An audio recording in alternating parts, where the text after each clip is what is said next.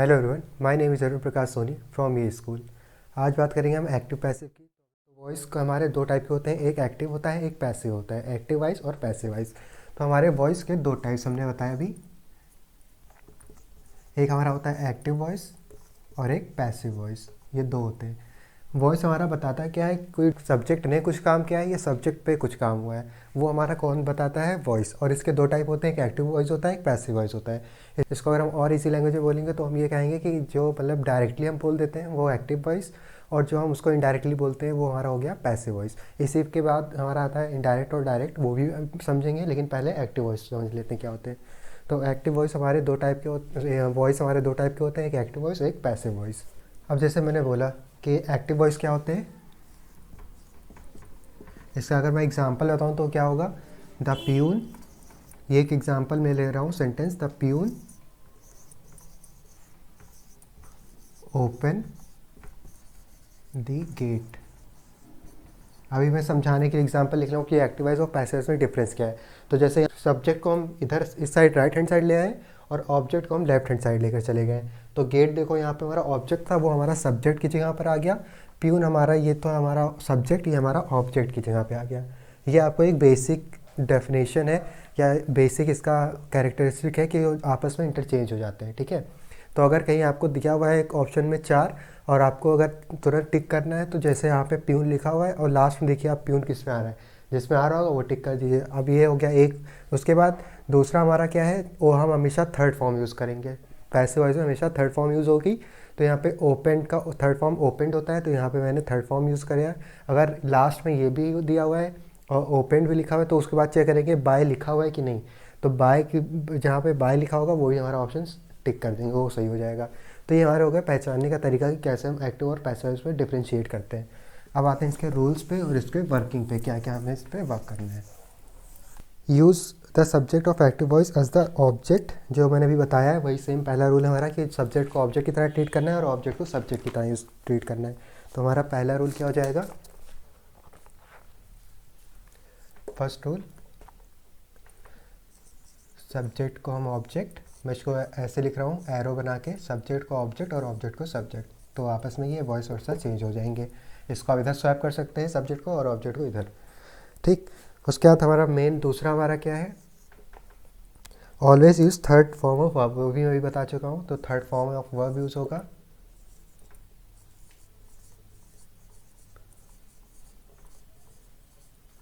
ठीक। Third form of verb use करेंगे हम पैसिव वॉइस में। तीसरा हमारा मेन हमारा क्या है रूल, कि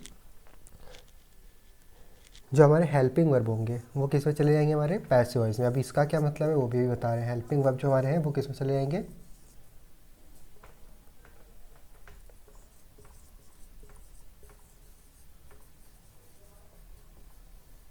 ठीक। हेल्पिंग वर्ब हमारे पैसिव वॉइस में चले जाते हैं। चौथा हमारा रूल क्या है, जो हम लगाएंगे, जो हमारा वर्ब होगा थर्ड वर्ब के जस्ट बाद हम क्या लगाएंगे, बाय। तो थर्ड वर्ब जो हम लिखेंगे तो इसके जस्ट बाद हम क्या लगाएंगे, बाय, ठीक। उसके बाद हम अपना वो सब्जेक्ट का वो लिख देंगे, जो यहाँ पे सब्जेक्ट है या कोई भी डूअर होगा जो एक्टिव वॉइस में, उसको हम बाय के बाद लिखेंगे, बाय देम, बाय यू, ऐसा जो भी होगा वो बाय के बाद लिखेंगे। क्योंकि सब्जेक्ट हमारा ऑब्जेक्ट में चेंज होगा, third form of verb use होगा, हेल्पिंग वर्ब हमारा पैसिव में चला जाएगा। अब इसका क्या मतलब है, इसमें जो हमारे टेंसेस होंगे उसमें इज एम आर यूज़ करेंगे, या वॉज वर होगा तो हम बीइंग लगा देंगे, वॉज वर अगर वाले सेंटेंस होंगे तो उसमें हम बीइंग लगा के लिखेंगे।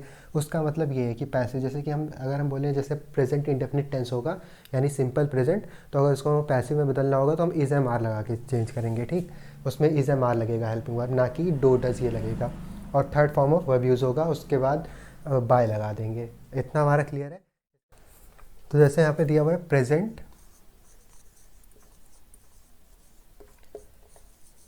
इंडेफिनिट,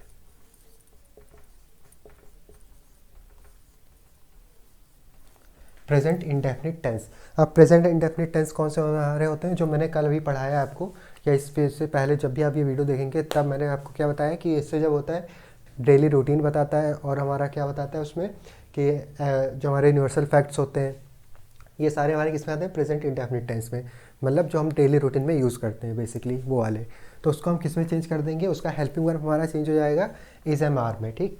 तो प्रेजेंट इंडेफिनिट का हमारा हेल्पिंग वर्ब क्या हो जाएगा, चेंज इज एम आर में चेंज हो जाएगा।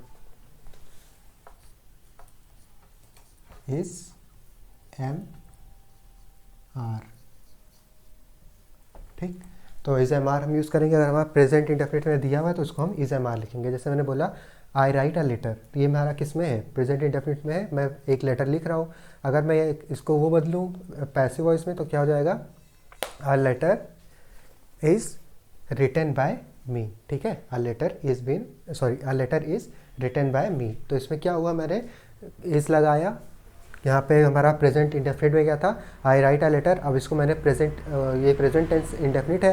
अब अगर मैं इसको पैसिव में बदलूंगा तो मैं क्या लिखूंगा, यहाँ पे हेल्पिंग वर्ब इज लगाऊंगा। उसमें तो हेल्पिंग वर्ब जरूरत नहीं थी प्रेजेंट इंडेफिनिट में, लेकिन अब प्रेजेंट इंडेफिनिट में हम क्या लगाएंगे, इज, और राइट का थर्ड फॉर्म रिटन होता है, तो हम हमारा लेटर क्या हो जाएगा, सब्जेक्ट की जगह पे आ जाएगा, और मैं कहाँ पे चला जाऊँगा, ऑब्जेक्ट की जगह पे। तो ऐसे आपको समझना है। अब देखो प्रेजेंट इंडेफिनिट का हो गया हमारा इज एम आर। अब उसके बाद बताते हैं प्रेजेंट कॉन्टीन्यूअस होगा। अगर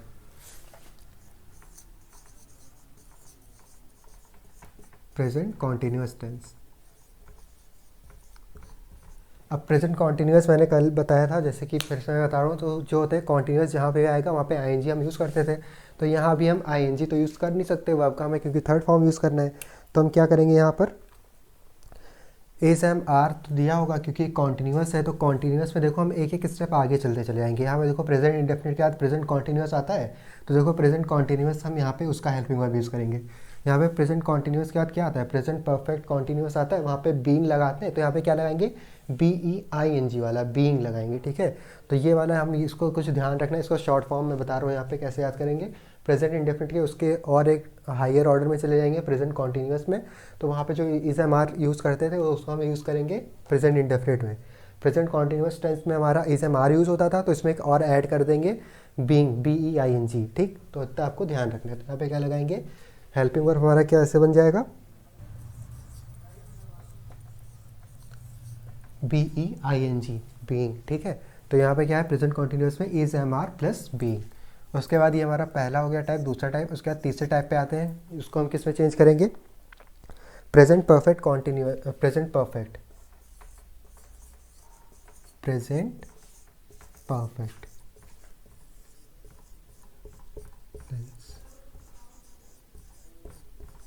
इसके लिए आपको टेंसेस क्लियर होना ज़रूरी है। तो अगर आपको टेंसेस अभी तक क्लियर नहीं है तो इससे जो हमारे पहले वीडियोस हैं वो आपके देख सकते हैं। तो अगर हमें प्रेजेंट परफेक्ट टेंस की बात करें तो यहाँ पे हम क्या लगाते थे, हम हैज़ हैव लगाते थे। और हैज़ हैव लगाने का मतलब क्या था, उसके बाद हम सेकंड फॉर्म यूज़ करते थे, लेकिन यहाँ पे हम थर्ड फॉर्म यूज़ करेंगे और प्रेजेंट हैज़ हैव के साथ क्या लगा देंगे, बीन लगा देंगे। अब देखो फिर यहाँ पे क्या हो रहा है, हैज़ हैव तो हम एज इट इज़ यूज़ कर रहे हैं, ठीक है, लेकिन हम क्या इसमें ऐड कर देंगे, BEEN, बीन। ठीक, अब देखो जो मैंने भी यहाँ पे बताया था, प्रेजेंट इंडेफिनिट के हायर ऑर्डर में चले जाएंगे तो इज एम आर यूज़ होता है वहाँ पे, यानी कि प्रेजेंट कॉन्टीन्यूअस में जाएंगे तो इज एम आर यूज़ होता है। अब जहाँ पे इज एम आर यूज़ होता था वहाँ पे इज एम आर तो यूज़ होगा, उसके बाद बीइंग लगा देंगे। अब प्रेजेंट परफेक्ट टेंस में हैज़ हैव लगता था हमारा, उसके बाद इतना हैज़ हैव इतना काफ़ी था, लेकिन प्रेजेंट परफेक्ट कॉन्टीन्यूअस इसके बाद आता है तो वहाँ पे बीन लगाते थे, तो इसमें हम क्या लगा देंगे, हैज़ हैव प्लस बीन। इतना क्लियर है आपको? ठीक, अब देखते हैं बस। अब देखो इसको समझने का तरीका देखो, मैंने बता दिया कि एक के बाद एक जैसे आते हैं ऑर्डर में, वैसे ही हम इसको हेल्पिंग वर्ब अपग्रेड करते चले जाएंगे। अब इसके बाद प्रेजेंट परफेक्ट कॉन्टीन्यूअस, जैसे हम देख रहे हैं प्रेजेंट इंडेफिनिट का बन रहा है, प्रेजेंट कॉन्टीन्यूअस का बन रहा है, प्रेजेंट परफेक्ट का बन रहा है, तो प्रेजेंट परफेक्ट कॉन्टीन्यूअस का भी तो बनना चाहिए। तो देखो यहाँ पे प्रेजेंट परफेक्ट कॉन्टीन्यूअस के आगे यहाँ पे हेल्पिंग वर्ब बचते ही नहीं है, यहाँ पे BNN, बीन। ठीक, तो इसको आप शॉर्ट फॉर्म में भी, ऐसे शॉर्ट ट्रिक के फॉर्म में भी आप इसको याद कर सकते हैं, इसका हेल्पिंग वर्ब। जैसे कि अगर आपको दिख गया प्रेजेंट कॉन्टीन्यूअस टेंस, तो बस आपको ये दिमाग में लाना है कि हमें हेल्पिंग वर्ब के साथ बस बीइंग लगा देना है, बाकी हमें वर्ब की थर्ड फॉर्म यूज़ करनी है, सब्जेक्ट को ऑब्जेक्ट में इंटरचेंज कर देना है, बस आपका हमारा पैसिव वॉइस बन गया।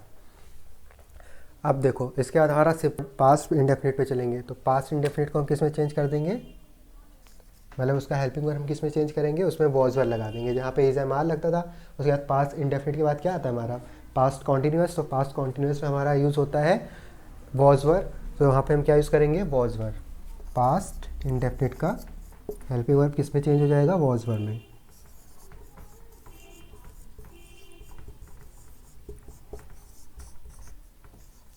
वॉज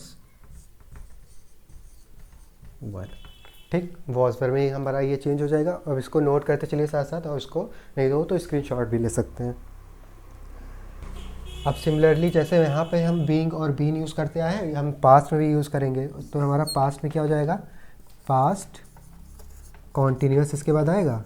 हम ऊपर प्रेजेंट का भी देख के बना सकते हैं। तो पास्ट कॉन्टीन्यूस टेंस हमारा किसका हेल्पिंग वर्ब किस में चेंज हो जाएगा, जैसे यहाँ पे बीइंग यूज़ हुआ है तो यहाँ पे क्या हो जाएगा, वॉज वर्ब तो हमारा रहेगा ही कॉन्टीन्यूस में,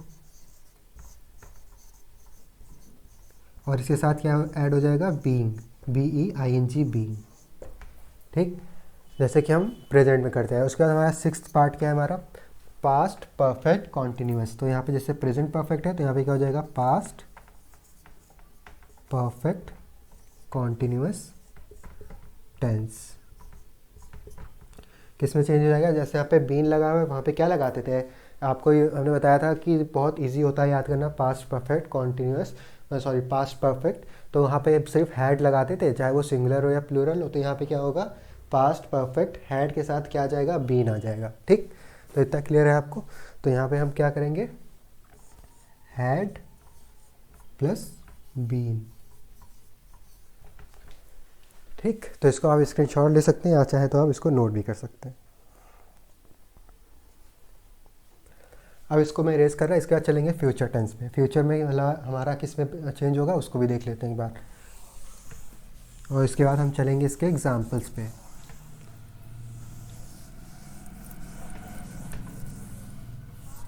अब फ्यूचर इंडेफिनिट में हम क्या यूज़ करते थे, विल शेल। तो यहाँ पे हम क्या यूज़ करेंगे, विल शेल, और उसके साथ क्या यूज़ करेंगे, BEB। ठीक है, तो विल शेल के साथ हम क्या यूज़ कर देंगे, विल बी शेल बी हमारा यूज़ होने लगेगा। जब भी हमारा फ्यूचर इंडेफिनिट दिखेगा तो हम उसको क्या यूज़ करेंगे, विल बी शेल बी, ऐसे यूज़ करेंगे। अब फ्यूचर परफेक्ट टेंस पे बात करते हैं। हमारा एट्थ टाइप हमारा क्या है, फ्यूचर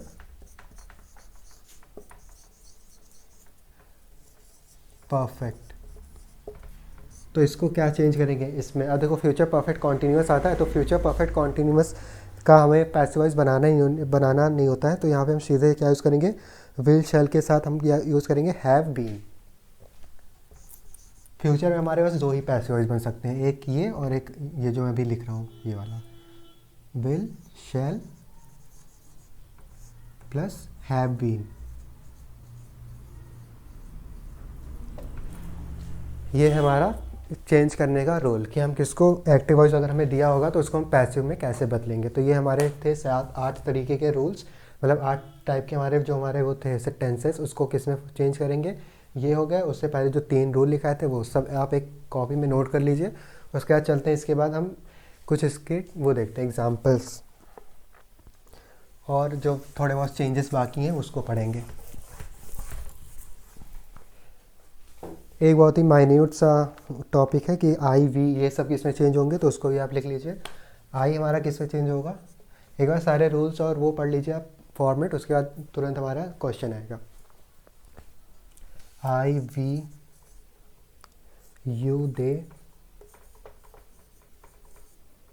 ही शी हु। अगर ये एक्टिव वॉइस में ये हमारे दिए हुए हैं I we you they he she who, तो इसको हम पैसिव में कैसे बदलेंगे, ये हमारे एक्टिव में है। इसको अगर हमें पैसिव में बदलना है तो उसको हम कैसे बदलेंगे, अब इसको देख लीजिए। पैसिव में इसको आपको याद करना है, कुछ समझना नहीं है। आई क्या क्या हो जाएगा मेरा, मी। वी का हम क्या लिखेंगे, अस। यू का हमारा यू ही सेम रहेगा। दे का देम हो जाएगा। ही का हिम। शी का हर। और what we write about who, इसका क्या हो जाएगा हमारा, बाय हुम। ठीक, तो आई को हम वी में, आई को हम मी में चेंज करेंगे, वी को हम अस में। यू का सेम रहेगा, दे का देम, ही का हिम, शी का हर, हु का बाय हुम। इतना आपको क्लियर है। तो इसको बस हमें याद करना है कि अगर हमें ये दिया हुआ एक्टिव वॉइस में हमें ये सारे वो दिए हुए हैं वर्ड्स, इसको हम किस में चेंज करेंगे, इस पैसिव वॉइस में। और पैसिव वॉइस में क्या रहेगा हमारा, वो मैंने लिख दिया है, इसका आप स्क्रीनशॉट या आप इसको नोट कर लीजिए। तो thank you, this is Arun Prakash Soni signing off from school. Have a good day, keep learning.